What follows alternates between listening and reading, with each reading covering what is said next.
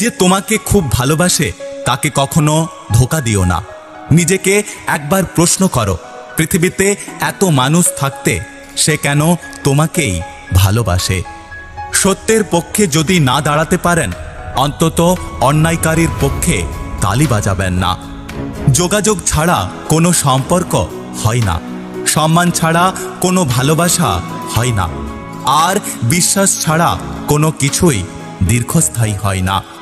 তোমার জীবনে অবশ্যই সেই মানুষটার কথা তোমার মনে পড়বে, যে তোমাকে একটুকু সময় হলেও হাসতে শিখিয়েছে।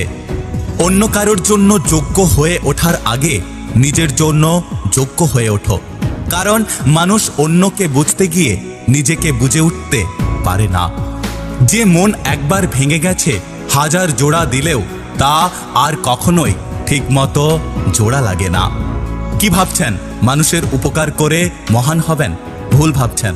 স্বার্থের দুনিয়ায় কাজ মিটে গেলে আপনাকে সবাই ভুলে যাবে।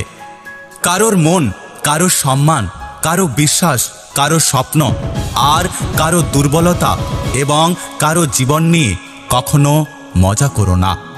খারাপ সময়টা হয়তো অতীত হয়ে যায়, কিন্তু খারাপ সময়ে খারাপ মানুষের ব্যবহারগুলো কখনোই অতীত হয় না।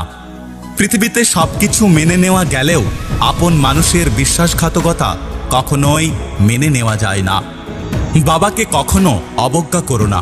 বাবা যতই গরিব হোক, বাবার মতো শক্ত হাত এই পৃথিবীতে আর কারণ নেই। প্রয়োজন ছাড়া যে তোমাকে মনে রাখবে সেই হলো তোমার আপনজন।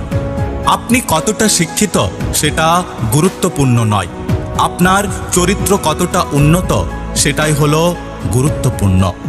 তুমি কতটা শিক্ষিত সেটা তোমার ডিগ্রি দেখে নয়, তোমার ব্যবহার দেখে বোঝা যায়। তুমি কতটা সুখী সেটা তোমার হাসি দেখে নয়, তোমার নীরবতা দেখে বোঝা যায়। তুমি কাউকে কতটা ভালোবাসো সেটা তোমার উপহার দেখে নয়, তোমার তার প্রতি আচরণ দেখে বোঝা যায়। ভদ্র ব্যবহার করা উচিত, তবে বেশি ভদ্র হওয়া ঠিক নয়, কারণ কিছু কিছু মানুষ আছে যারা ভদ্রতার ভাষা বুঝতে পারে না। কারোর সাথে খারাপ ব্যবহার করো না, কারণ মৃত্যুর আগে হয়তো ক্ষমা চাওয়ার সুযোগ নাও পেতে পারো। প্রয়োজনটা ফুরিয়ে গেলে আর কেউ কারো খোঁজ রাখে না, সে যতই কাছের মানুষ হোক না কেন। প্রকৃত সত্য হলো আপনার কষ্টগুলো একমাত্র আপনি বুঝবেন, অন্য কেউ বুঝবে না, সে যতই আপনার আপন মানুষ হোক না কেন। একা থাকা অনেক ভালো, কারণ একাকিত্ব কখনো বিশ্বাসঘাতকতা করে না। যেসব মানুষ সময়ের প্রয়োজনে পরিবর্তন হয়ে যায় তাদের কাছ থেকে সবসময় দূরে থাকা উচিত, কারণ তারা সুসময়ের বন্ধু, দুঃসময়ের নয়। খারাপ সময় তো একদিন না একদিন শেষ হয়ে যায়, কিন্তু খারাপ সময়ে যে মানুষগুলোর খারাপ রূপ সামনে এসেছে তাদের জন্য ঘৃণাটা সারা জীবন থেকেই যায়। যদি ভিডিওটি ভালো লাগে পাশে থাকবেন, আর হ্যাঁ, নিজের খেয়াল অবশ্যই রাখবেন। দেখা হচ্ছে পরের ভিডিওতে, ততক্ষণ সুস্থ থাকবেন। Take care.